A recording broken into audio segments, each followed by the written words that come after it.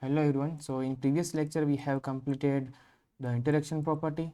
Now we go to load and step is also remaining. So first go to step. Here create a step, name it a select dynamic explicit, and here I will select 0.1, press OK. Now here in field output history, delete the by default one, create another, name it as load, continue. Here select set and load.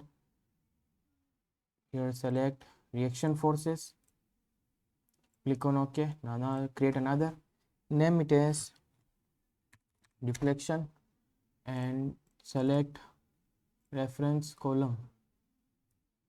Okay, this reference point of column will be act as deflection point. Okay, here select here displacement, click OK. Now in load we have two options, either apply a point load on this point or apply UDL on this top surface. So generally it is a UDL on the top surface. So go to load, select pressure and top surface, name it as loading surface, press enter, and here total force, let's say 1000 kilonewton,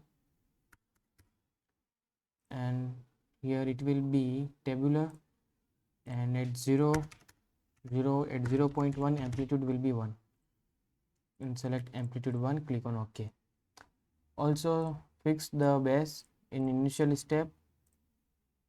Here select load and fix the base. Okay, now in mesh you can see we cannot mesh this column directly by this command. Here it's showing they must be at the partition. Okay, but we haven't do any partition or assign a tag shape or manually mesh using create bottom mesh tool. So here this is assign mesh control. Here you can use tetrahedral technique, click on OK, and here you can select the size. I will take 50 and just mesh this. Okay, here you can get, here you can see we have meshed this, and here tetrahedral element is used, that is 3 node here and 1 node in x direction, in the direction of this direction. Okay,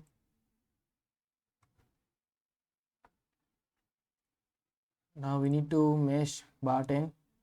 Here select OK, and okay, one more thing,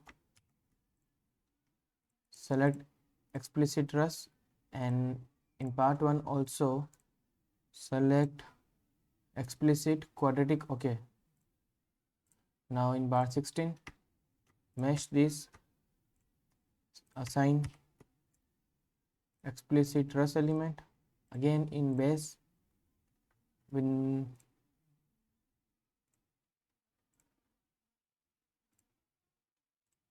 just mesh it, we don't need this. Okay, we have already deleted these parts in assembly. Okay, here select 100, click on OK, mesh this part, assign explicit truss element, click on OK. Now go to job module and submit the job. Here column,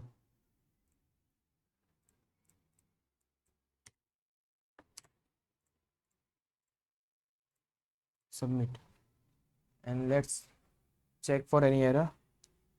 Here monitor, now you can see the job is submitted. You can see some warnings occur. Okay, no major warnings are there, and our job is started. So in next lecture we will see the result of this assembly.